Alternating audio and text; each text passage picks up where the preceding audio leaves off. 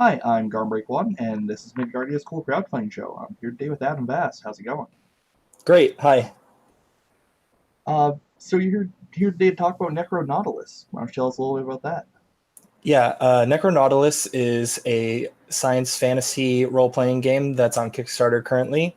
It is a combination of a lot of things that I've approached and studied in my game design journey that's taken the last few years of sort of this hybridization of really cool, almost gonzo kind of world stuff taking place in a galaxy where everything goes after it dies. So anything you can imagine that has ever existed exists here in this galaxy.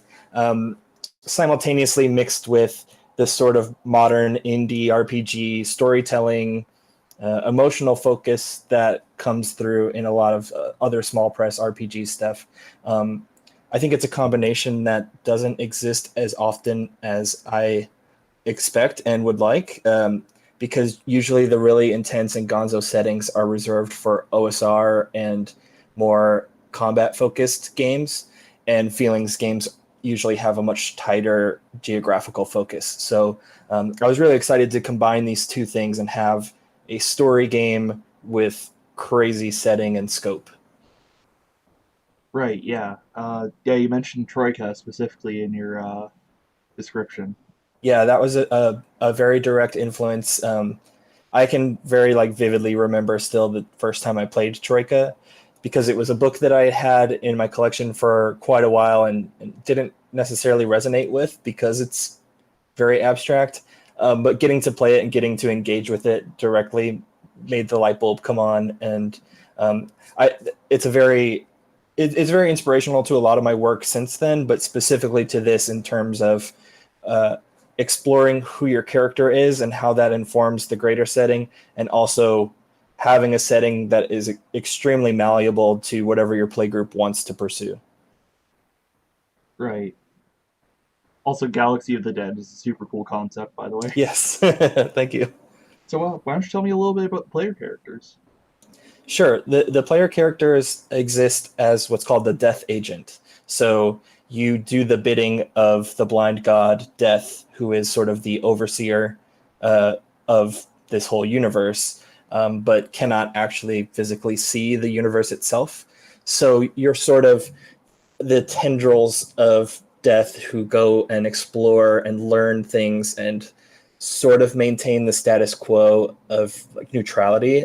In this game, death is not inherently a bad thing; it's just an inevitable thing, and as such, you're sort of just making sure everything is okay. That there aren't these like power-hungry warlords who are raising armies, and also there aren't people who are escaping the rule of death. People who maybe try to extend their own lives or return back to some sort of life form. Um, so the player character is this agent of death. You exist as a soul that's contained by this gas cloud. So whenever you go to a new planet, you're able to sort of adapt immediately to the ecology and the atmosphere of whatever that planet is, because you don't have necessarily a human body. And over the course of playing, you learn things about the history of the soul that's trapped within that agent. So at the start of the game, the characters are really blank slates. And through play, rather than through an upfront character creation, you explore their history and their memories and what their motivations are. So it's sort of an emergent form of character creation and ongoing character creation rather than front loading studying and setup during the game. You get to just go right in. That's super cool. So, is there a mechanic for like discovering memories about your old life, or is it just kind of a role playing thing? Yes, there is. So the core mechanic of the game, they're called words of power. So your character has a certain number of them when you start the game, and you develop them over the course of the game. This sort of takes the place of spells or skills or attributes or any kind of more traditional like stat block that you would have in regular role playing games, because you prescribe what your words are. So everyone gets to choose what they are during setup. And while you're playing, you can also sort of stretch the meanings of those words to be circumstantial. So an example that I give is if I have the word visionary in my list of power words, I can see far distances. I can see the future, maybe, or I can see like through a wall, whatever circumstance I deem appropriate in the moment, and I can give a convincing explanation for, I'm allowed to do.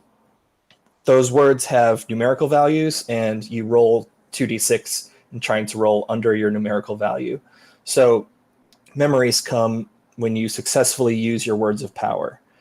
So not only are you doing the tasks that you're assigned as a death agent, but those successes that you have as a character present an internal conflict. You then use words from like your collection of things that you've discovered through play or started with during setup to inspire memories in that moment. So I've explained or tried to tell people it's not the kind of game you go into with a 10-page backstory. It's a game you come out of with a 10-page backstory that was generated through play that you just never would have come up with otherwise. It has a random aspect and a kind of like on the spot improv aspect that I think is really unique and cool. Yeah, absolutely. It's not quite something I've seen before with the words and all that.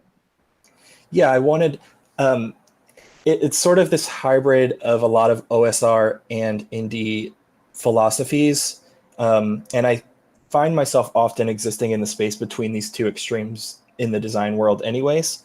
So that actually was from a game called The White Hack, like a more traditional fantasy OSR role-playing game. There's no spell list in that game, and the players get to just write their own spells. And then it's similar, like in the moment when you cast the spell, what can you convince the rest of the play group that word or phrase means? That was something I wanted to explore on a much deeper level, and it ends up being, it permeates through Necronautilus in a way that I think is, it almost transcends the game design. I want you to play it with your group and come out of it thinking about how words and language are subjective and how even memories and reality itself is very subjective to each individual involved in it. So it kind of comes back to this really lofty design goal of something that you play with and have fun with while you're role playing that gives you these sort of like brain worms after to keep thinking about, to keep exploring in your regular philosophical life. Damn, that's a lot. Yeah, the game I think often can be boiled down to it's a lot. Yeah, normally I'm a little bit quicker with my responses. I'm still trying to Sure. process like half of that. I totally understand. Yeah, it's abstract sometimes, the game itself. Yeah, it sounds like an experience, if nothing else. So It's sorry to interrupt. I think it's designed. Those are goals I have as a designer. It's certainly something that you could just play for a couple hours, have like power fantasy storytelling, and not engage with it on that deeper level, and that's totally fine too. I think an important aspect of the design to me was that every play group could do exactly what they want with the tools. So you can have fun, it can get goofy, it can get violent. Neither of those are the intended experience, but they're easy to accomplish. You can just make the game your own thing. right, you don't have to experience enlightenment and recenter your entire identity while playing Necronautilus, but you could. It helps. So why don't you tell me a little bit about Stellar Remnants? Sure. Stellar Remnants is similarly abstract. Right now, it is a zine that comes with the book if you pledge at a certain tier. It's sort of like DLC for the game. So the game itself, the core book, has everything you need and is more than enough for any play group. But for people who want to engage with the world or the universe in other ways, Stellar Remnants exists. So I've teamed up with a few writers and friends who are also great game designers, and basically given them this blank slate of saying, like, here's the setting for my game and here's how it works. What about that interests you? Or what do you think among your kind of like skill set do you think you could offer that universe? And some of the things are going to be like how to play Necronautilus without a GM. So we can have a more shared responsibility, everybody's on the same footing, structured game. Also, we're looking at having, like how to structure a campaign or a session of play to accomplish certain goals. So if you want to just explore one planet and that's one night's worth of play, that's good. If you want to, traverse the galaxy and do a lot in a short period of time, there's going to be support for how to build, not necessarily set up or a module, but have those options explicit. But there's also going to be standalone games that take place in the same universe. So looking at how to interact with those worlds from different perspectives besides those of the Death Agents. Nice. Sounds like a wonderful supplement. I'm really excited for it because I get to then see and experience these games in this setting that are written by people other than myself and have those really interesting interactions with, I have this picture in my head of what this galaxy is like and how the creatures in it operate. But my friends are making it so that I can act as those creatures and have like a whole different play experience on the same planet that maybe the Death Agents hung out on a previous episode. Yeah, you get to see like the light of your saying refracted through the prism of somebody else's experiences. Totally. Yeah, that's really exciting. I think I'm getting into the vibe a little bit here. Yes. So, I guess the big question I have, and the question that a lot of people are going to have, is what do you do exactly in the average session of Necronautilus? So there will be a decent amount of adventure hooks in there, and I think the choice is up to your play group. So the sort of what I picture a standard session to be like is you're given a mission by Death, the god, and they say, I need this, and this, X, Y, and Z. The ways that you accomplish those things are very much up to the play group, and obviously the order that they happen in might change or complicate things. So, for example, say, there's this powerful relic inside of a cave on this planet, and we need to retrieve it. Once you've retrieved it, there's also on the same planet a rival group who want to extract the same relic, and these people are going to use it for bad dealings. Whatever good and bad means is also very subjective in this world, so that's its own Pandora's box.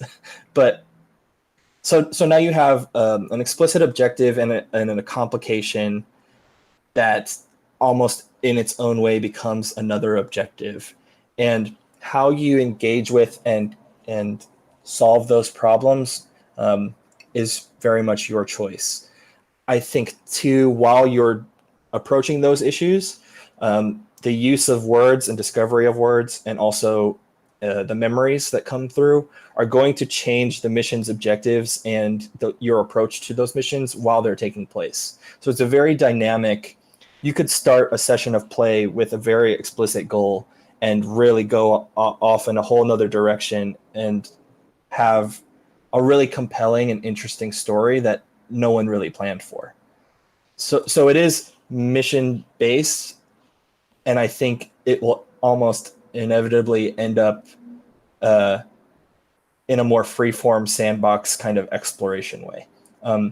In addition to the sort of like on the ground exploration aspect or interaction with planets, you're also cataloging the planets because this universe is infinite. Planets will appear or not appear. There's not really necessarily linear time here. So Death, again, because they are blind, needs you to help keep track of what planets exist. And you get to use the words that you discover to basically define and create planets on the fly during the play. So you're acting as documentarians of a universe that is emerging, and also as agents within that universe to affect the ways it emerges. Right. So it's a little bit of like the frontier kind of agents of from the Culture series or um, the Green Lantern animated series, if you remember that kind of. Uh, I haven't seen. I never got into DC stuff, truthfully, but That's I fair. think there is um, this again, like a dichotomy of, if you really like on the ground agent sort of based role play, or if you really want to engage with this more world building kind of ethereal role play, both of them are really well supported by the game. Cool.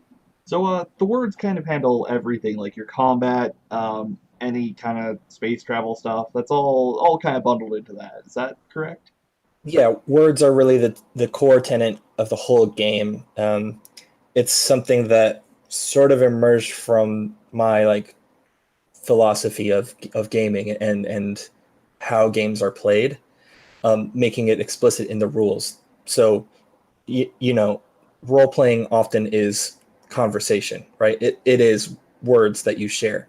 And when I think it's good, when players have an exceptional time, or when you as an audience are watching a stream or something, it requires a near like masterful use of those words, right? Words as an art form in themselves, and language as this sort of like paint that you use to paint a painting, um, is really fascinating to me on this meta level. And I wanted to capture that and boil it down into this micro level to be not just how you as a player interact with the game, but also how you as a character interact with the game universe.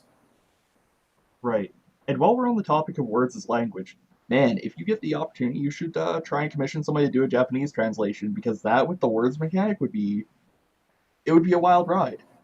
Yeah, that sounds really interesting. I would love to do some like localization aspects. I don't really have the resources or the reach to do that myself, but I'm very interested in the potential this game has when used in other ways like that. Or even there's a function in the game where if you use a word um, so much or so effectively, the word itself breaks, and you create a new word using the same letters or the same characters. Um, how that would translate to non-Western alphabets or characters would be really fascinating. Yeah, that would be, I guess, would be less translation, more localization, adaptation. Right. In a lot of cases, yeah, yeah. Uh, we've been talking about over on Midgardia. We've been talking about occasionally doing a campaign of people who are trying to learn Spanish as a second language, and I might actually suggest this as like a one shot for that. That Like, would be really cool. I yeah, would love to watch that too, and just see, because an idea or a thing in the rules says, spelling doesn't necessarily matter. So if, again, my word visionary, if it fractures and I end up with um, noise, but it's NOIS, I can still use that, and that's still a function of the game to support homonyms and like close enoughs. And but I think too, if I were to then, a visionary fractured and I knew a word in another language that had approximately the same letters, like then I have a whole new spell, a whole new like skill, that almost comes back to like player knowledge in a really interesting way, because um, a lot of indie games don't necessarily rely on or expect you to have that player knowledge, and a lot of old school like fantasy stuff really encourages what you as a player can do, especially like puzzles and stuff. Aren't necessarily solved by rolling dice; they're solved by you as a player. I think the way that those words will adapt and change over play really engages well with what do you want to do with those things. And if you happen to have that knowledge bank, the options available to you are extremely wide. Right, like if you're playing in English and you end up with the words for like espada or fuego, you could, Yeah, get a sword or fire. right. Yeah, that's super cool. I dig it. That's cool. I like that as a feature. Um, yeah, I do you have anything else you'd like to bring up about Necronautilus while you're here? Maybe the name. Well, the name doesn't have a long journey. So I've been trying in doing some promotion for the Kickstarter to remember how this game came to be, where it started, and I truthfully can't come up. It just one day I had the idea it was happening. Um, it's not like I saw a movie and I wanted to emulate that, which is another a thing I do often for other releases, but this one just happened. Um, and my first name choice was Necronauts.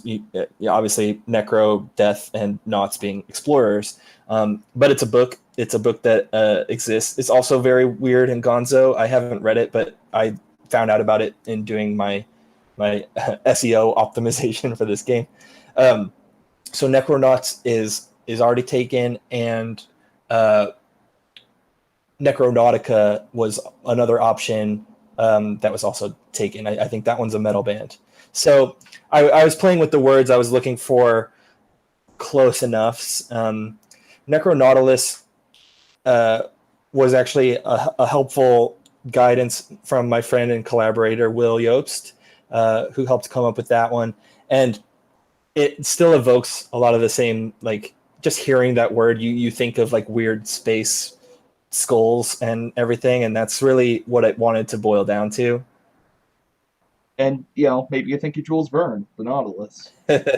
Yeah, I'm also because of the name now trying to like retcon some aspect of the design to involve some Nautilus. That's the creative journey, huh? Right. Also, speaking of metal bands, I see that you can get the logo on a shirt, which looks like a metal band T-shirt. Yeah, that was also a very early design choice to say I want to make this sort of just metal style logo for this game.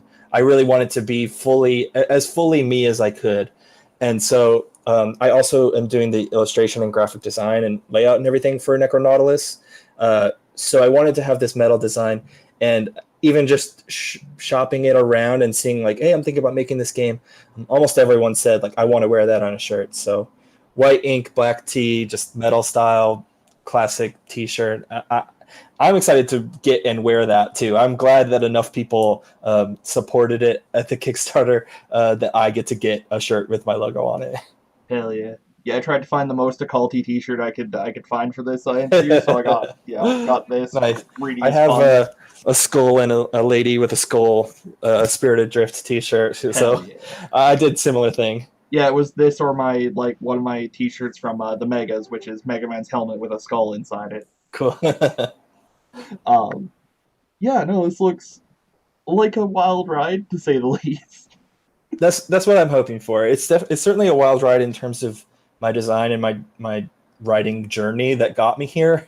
But I also want, like I said, I want the players to be able to go on a wild ride. I want them to engage with this space setting in whatever way that they really want. Because I also know I have friends who will really like this sort of metal gonzo setting stuff, and I also have friends who are going to create more like passive planets that you interact with plant people and you get them sunlight from a dead star and stuff like that, which also sounds really cool.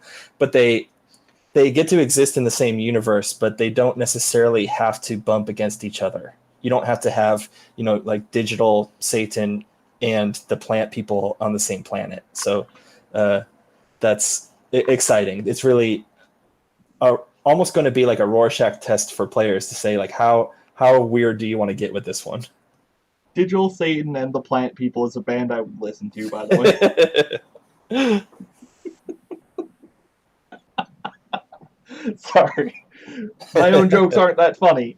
Um, I this looks really cool. The art style is sick. The mechanics sounds like a lot of fun. Uh, Although I think I would always just pick the longest words I can think of and go from there. There is an aspect of min-maxing the word choices. There will be a lot of word examples in the book of thematic words, because I think that's also an important thing. Um, I want to have the words be evocative of the setting and of the characters. So there will be enough in the book that you don't have to whole cloth come up with your own, or you don't have to play with a dictionary out. But um, there certainly is an aspect of, if you want to do that, you totally can. All right, all of my words are anti-disestablishmentarianism. Let's go. Well, I think that about wraps it up. Go look at the Kickstarter. There should be a link below this. And yeah, thanks for coming on. This has been fun. Looks like you Totally, got yeah. Thank you for having me. yeah no I yeah I, I'm not the I most always get coherent. excited. I get excited. Try not.